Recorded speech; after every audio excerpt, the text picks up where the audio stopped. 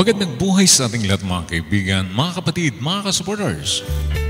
Muli nandito naman po tayo ngayon sa ating palatuntunan ng aking pinamagatang Ating Balikan ang Nakaraan, na kung saan dito po natin mapapakinggan ang iba't ibang kwento ng buhay ng ating mga kaibigan. Pero syempre bago po natin ito umpisahan, big shout out sa ating Team Kapuso. Nandyan po ang ating founder, Ma'am Jane, Sir Freddy, Ma'am Christy Alforte, kapatid Thor TV, kapatid Sam, kapatid Irene, at syempre Ma'am Nelia, at syempre kapatid Arnel Plaza, at sa lahat-lahat ng Team Kapuso. Shout out po sa inyong lahat. At syempre sa aking kasama rito sa bahay, Pinoy Firearms Instructor by Elmer Pelorin. At syempre nandyan si kapatid ROC Out of the Bags, Sir Erwin Panganiban, Ate Jose Dixon. At syempre sa lahat ng ating mga team na bumibisita rito after ng ating premiere. Shout out po sa inyong lahat. At ngayon, mayroon naman po tayong babasahing sulat galing sa ating kaibigan. Ito atin ang umpisahan.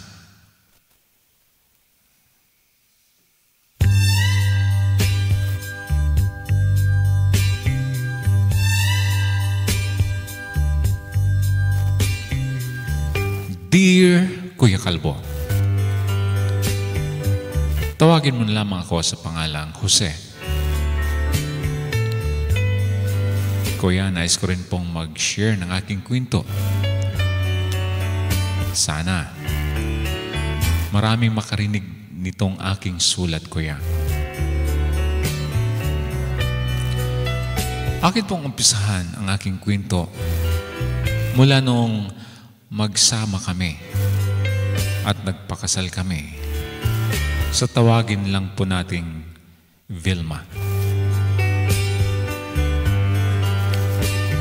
Kuya, masaya kaming nagsasama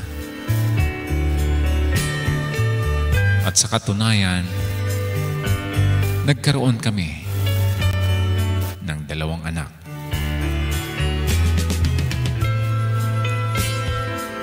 Pareho kami noon nagtatrabaho ni Vilma, Kuya. Si Vilma ay tapos ng nursing. Hindi nga lang po siya noon nakapasa sa exam. Kaya nagtatrabaho siya doon sa aking pinagtatrabahuhan na company. Habang hinihintay niya ang kanyang exam. At doon nga, Kuya, niligawan ko siya hanggat sa nagpakasal kami. At nabiyayaan ng 2 anak.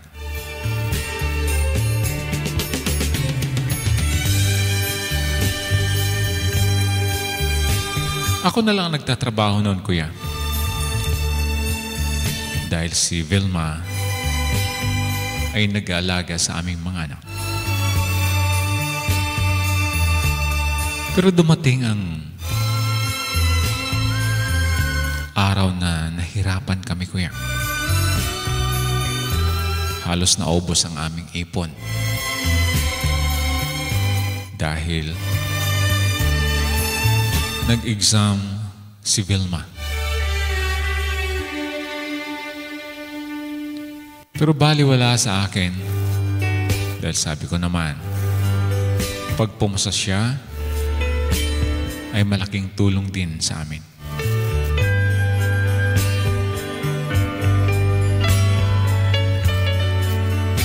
Hanggat dumating ang resulta sa kanyang exam, pumasa si Vilma, Kuya. At dahil doon,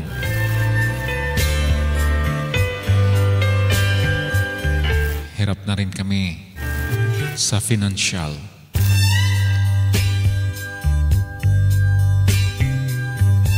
Kinausap ako ni Vilma kung papayag daw ako, kuya. Dahil ang kanyang kamag-anak ay nurse sa Canada.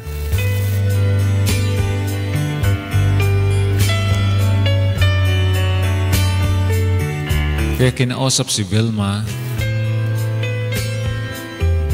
na kung maaari,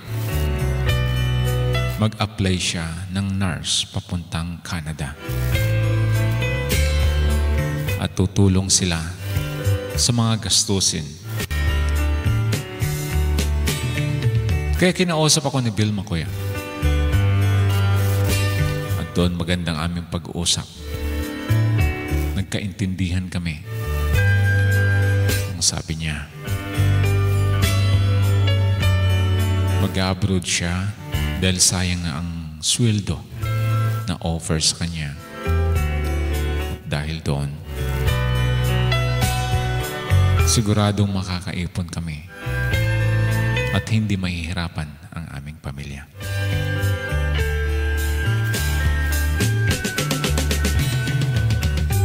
Pumayag ako, kuya, sa madaling salita. Dahil maganda ang aming plano. At yun nga, nakaalis si Vilma papuntang Canada. Malungkot man, kuya, na maiwan kami ng aming mga anak at siya'y napakalayo. Pero dahil sa aming plano, yun ang nagpalakas sa aming mga loob.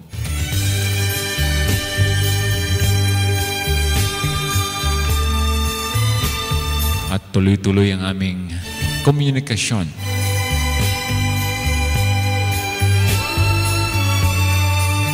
At nagpapadala din siya ng pera sa akin. At ako na ang nag-ipon, kuya.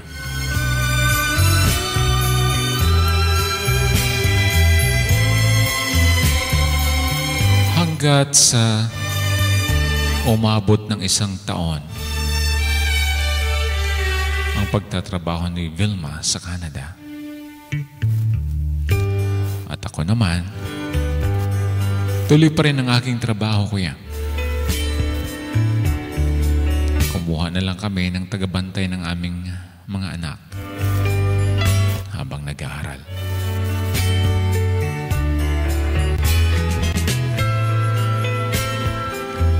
Kuya, maganda ang aming relasyon ni Vilma. Hanggat sa umabot ng 2 taon.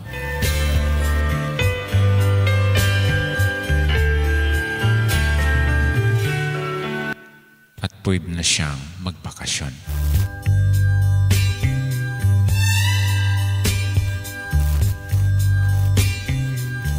Nakauwi si Vilma sa 2 taon naming paghihiwalayan, kuya. Kaya napakasaya namin. Pati ang mga bata ay napakasaya nang dumating si Vilma sa aming bahay. Walang malagyan ng kasiyahan dahil sa tuwa na nadarama naming lahat.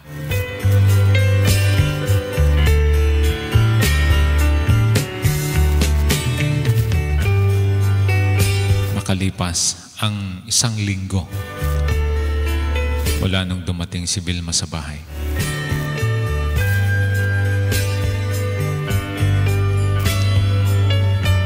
Kuya, may natuklasan ako. May kinagulat ko.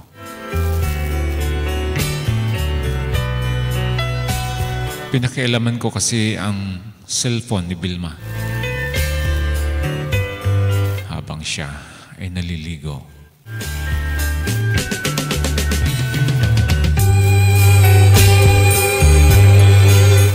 Kuya, may nabasa akong conversation ng isang lalaki at ng aking asawa.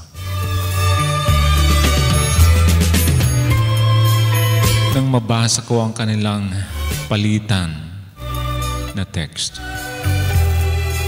nanginig ang aking kalamnan, kuya. Hindi ko alam kung ano ang aking naramdaman sa mga time na yon.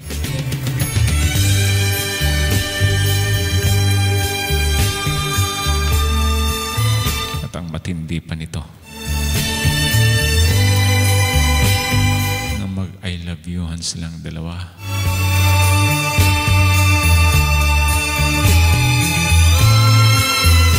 Napakasakit, kuya, ng aking naranasan ng mga time na yon.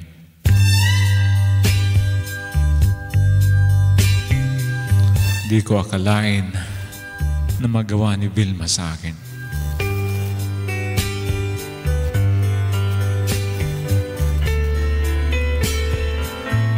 Kaya hinintay ko na makalabas siya sa CR.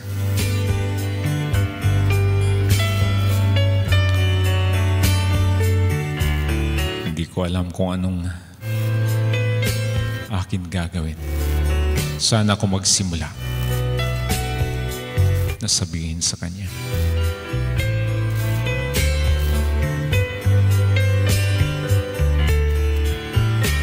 Kaya nang matapos siyang maligo, pinabihis ko muna siya, kuya. At nagtaka siya bakit ako nananahimik. At lahat ng conversation nila, kuya, ay sinend ko sa aking messenger para hindi siya makatanggi. At nang tinanong niya ako kung bakit nananahimik ako, kinausap ko siya ng harapan, kuya. Sinabi ko lahat ng mga nabasa ko.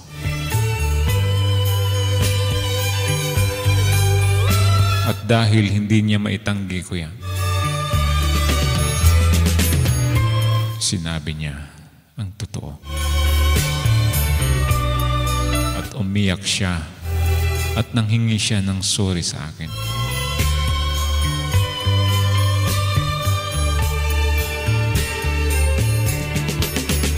Halos lumuhod si Vilma sa pagmamakaawa sa akin, kuya.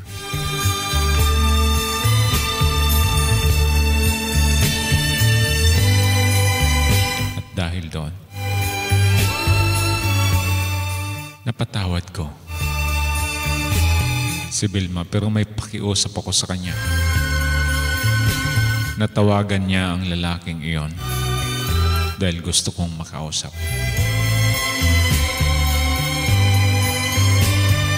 At tinawagan niya, kuya.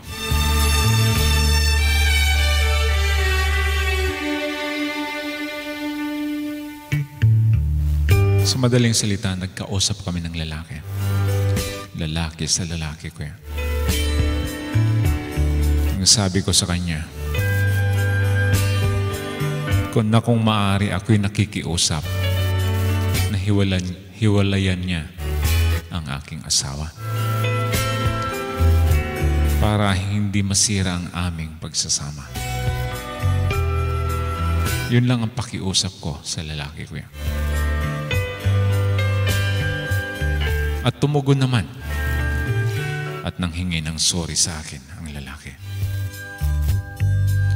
At hindi na raw nila gagawin pa.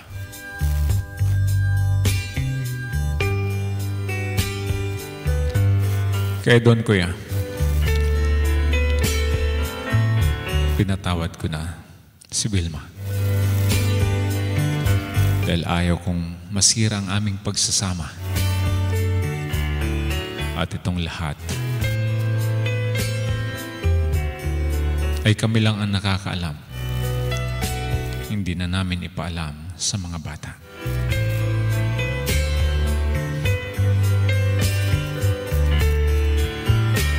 Ang gusto ko nga sana, kuya, ayaw ko nang pabalikin ng Canada si Vilma. Pero nakiusap si Vilma dahil sayang daw ang kanyang kinikita doon. Kaya nangako na lang siya na hindi niya na uulitin.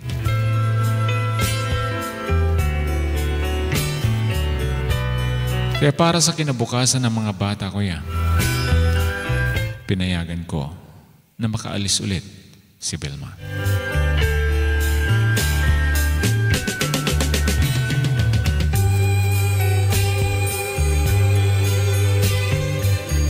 Nang makarating siya ng Canada,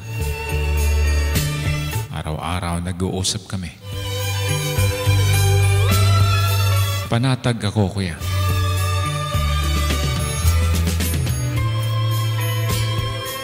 Dahil pinanghawakan ko ang sinabi niya na hindi niya na uulitin. Kaya, tuloy-tuloy lang kami sa aming trabaho.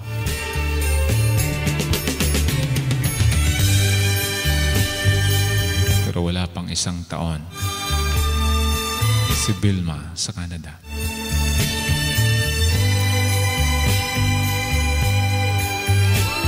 May isang babaeng tumawag sa akin na hindi ko kilala kung sino.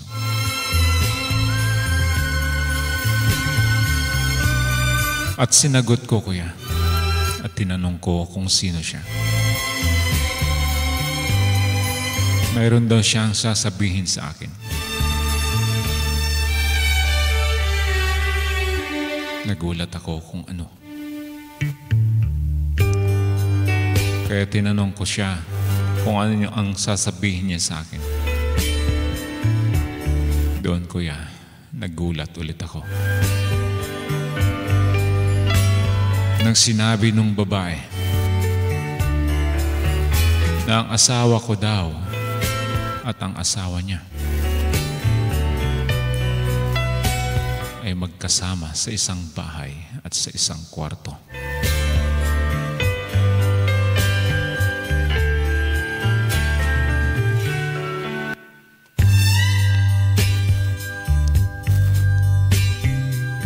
Kuya, kung ano yung naramdaman ko nung una, ay ganun naman ang naramdaman ko.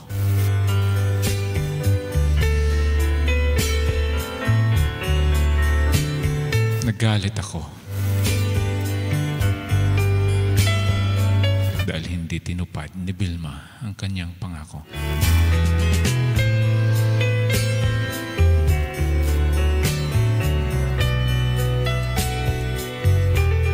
At dahil doon, kuya, hindi ko na nakuha. Natawagan pa siya. Minessage ko na lang siya. Sabay blinak ko siya. At sabi ko, ipagpatuloy na lang niya ang kanyang ginagawa. At huwag na kaming intindihin dito sa Pilipinas.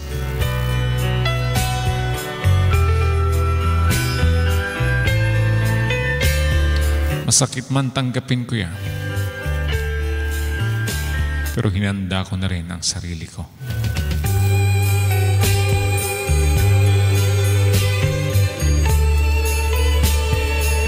Pero sa nangyari, hindi ko sinabi sa aking mga anak.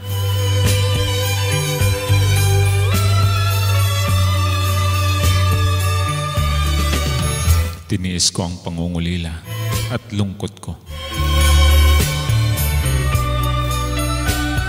Nakaranas ako ng depression, kuya, sa ginawa ni Vilma sa akin. Pero kailangan kong lumaban para sa mga bata.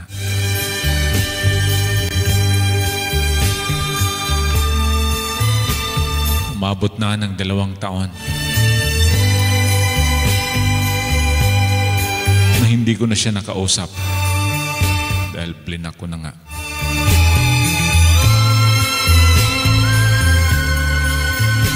At dahil sa ginawa niya, at gusto ko na rin maging masaya sa buhay ko yan. May nakilala akong isang babae na itawagin na lang po natin sa pangalang Mona.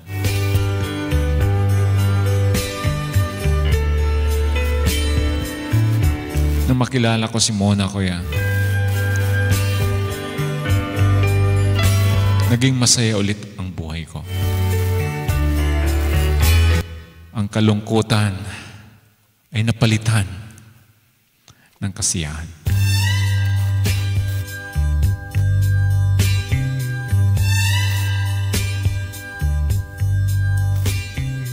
Niligawan ko si Mona. Pero alam niya, kuya, na may mga anak ako. Dahil hindi ko tinago ang lahat. Kaya alam ni Mona na may mga anak ako.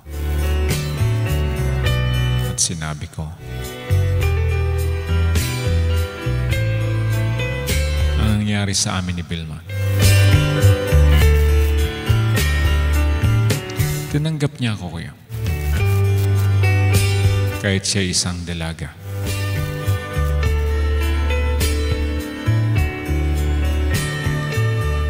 Pero makaraan ng 1 taon na magkakilala kami ni Mona, kuya, biglang tumawag ang biyenan kong babae.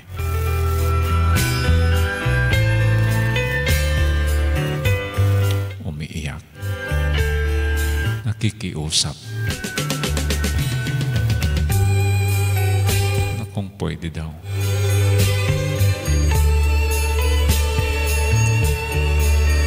Gusto daw akong makausap ni Vilma, kuya.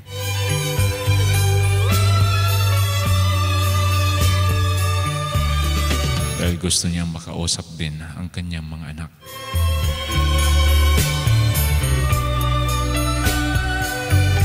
At tinanong ako ng aking biyenan na babae,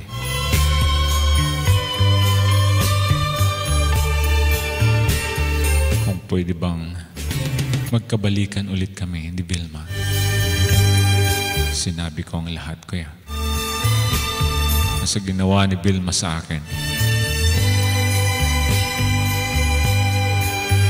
nawalan na ako ng tiwala sa kanya at pagmamahal. Dahil sa ginawa niya sa akin.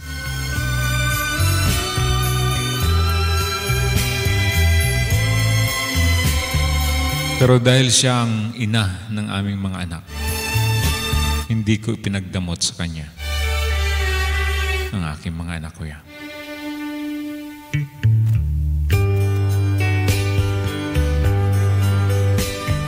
Kaya gusto daw makita ni Vilma at makausap ang aking mga anak. Kaya nakikiusap kung maaari. Pupunta siya ng bahay para makausap ang mga bata. At pinayagan ko, kuya. Kaya dumating si Vilma ng bahay.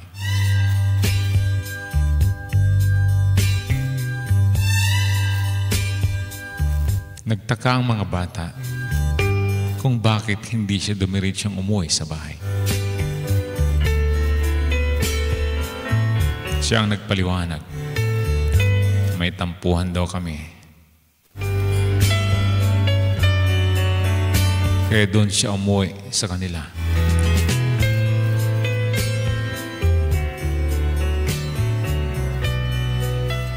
At sinabi niya sa aming mga anak,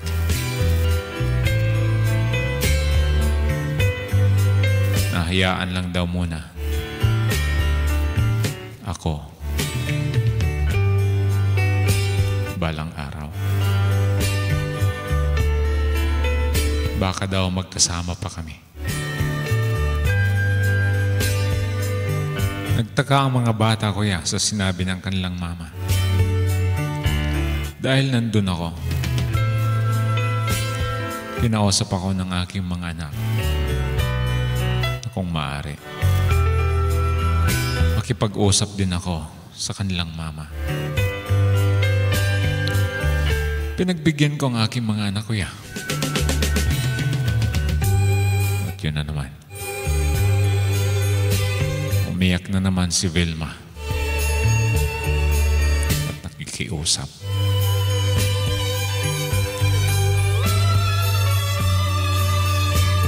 Na bumalik ng bahay, kuya.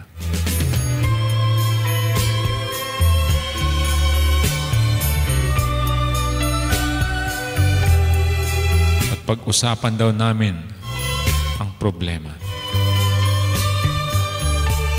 Inamin niya na siya ang nagkamali sa harapan ng aking mga anak. At handa siya kung ano man ang mangyayari sa amin, pamilya. Pero pinapakiusap niya, kuya, na kung maaari, maging mabuo ulit kami. At sabi niya, hindi na raw siya babalik pa ng Canada kung papayag ako.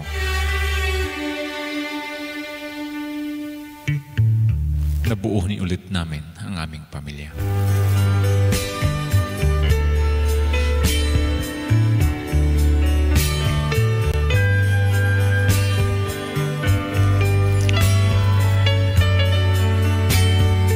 Kuya, hanggang ngayon, hindi pa kami magkasama ni Vilma sa bahay.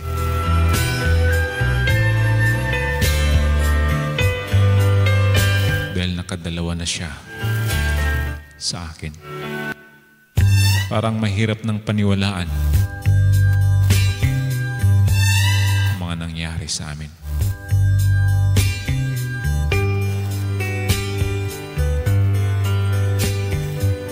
Pero lagi siyang dumadalaw at minsan kasama niyang lumalabas ang aming mga anak.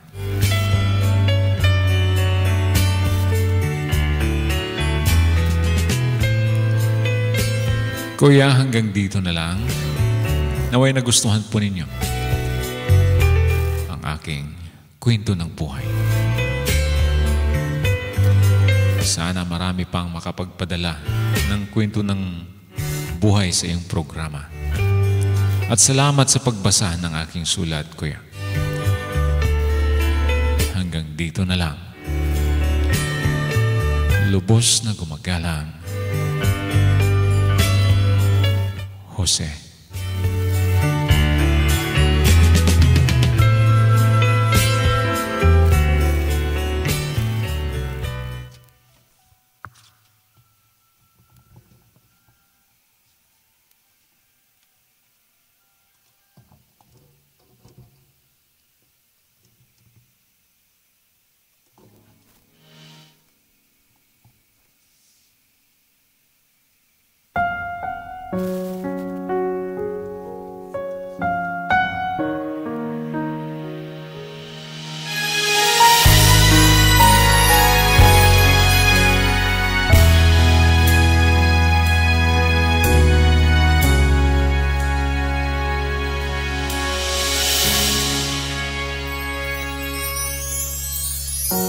Sir Jose, maraming salamat po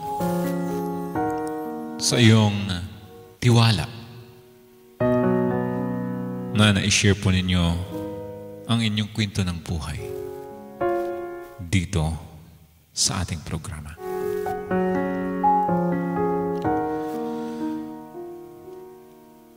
Naintindihan po kita sa iyong naramdaman.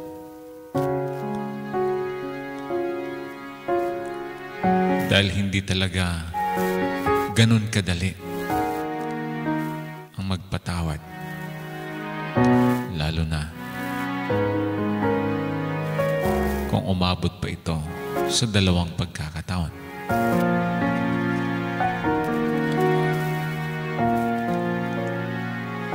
Pero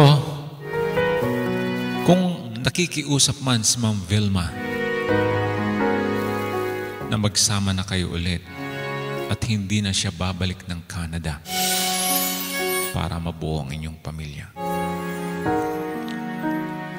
ikaw ang nakakaalam, Sir Jose, kung tatanggapin mo pa siya o hindi. Pero ramdam pa namin, ramdam ko, na mahal mo pa si Ma'am Belma.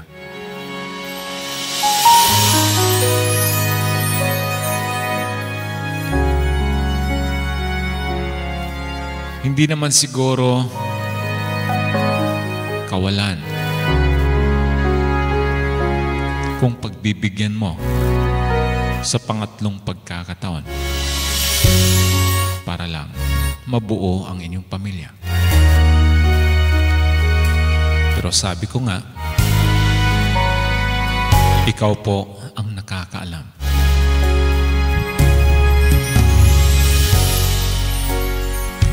Sa mga pinangako ni Ma'am Belma sa'yo.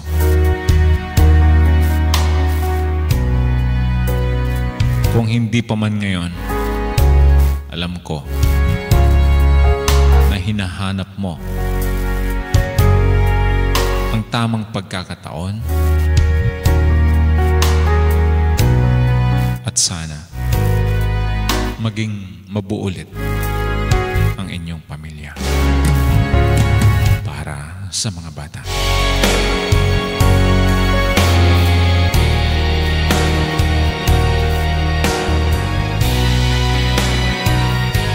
Muli ang lahat ng ito ay nasa sayong pasya, Sir Jose. Kami gabay lamang at dasal namin na sana mabuo kayo ulit.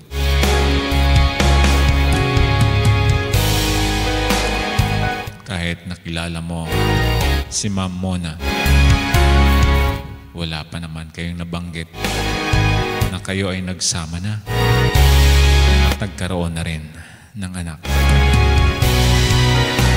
Siguro nga, masakit sa side ni Ma'am Mona kung ang pipiliin mo ay ang iyong pamilya. Pero siguro maintindihan ka dahil hindi naman lingid sa kanyang kaalaman na may asawa at mga anak ka. Nagkahiwalay lang kayo dahil sa hindi pagtupad ng mga pangako ni Ma'am Belma.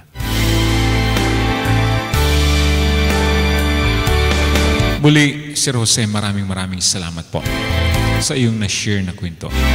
Mga kaibigan, mga kapatid, mga ka-supporters, ano po ang ipapayo po ninyo? O ano po ang inyong masasabi sa kwento ni Sir Jose? Mag-comment at syempre, i-share na yan. At sa mga hindi pa nakasubscribe sa aking channel, nawin niyo po akong isubscribe. Mag-comment at syempre mag-share. At maraming salamat sa inyong suporta dito sa ating programa. Dahil sa inyo, tuloy-tuloy po ang ating programa dahil sa inyong suporta. Kaya maraming salamat po sa Team Kapuso at sa lahat ng mga team na dumadalaw dito sa ating programa. Muli, ito nga po pala si Jun sa Hypert ang laging nagsasabing, God bless us all.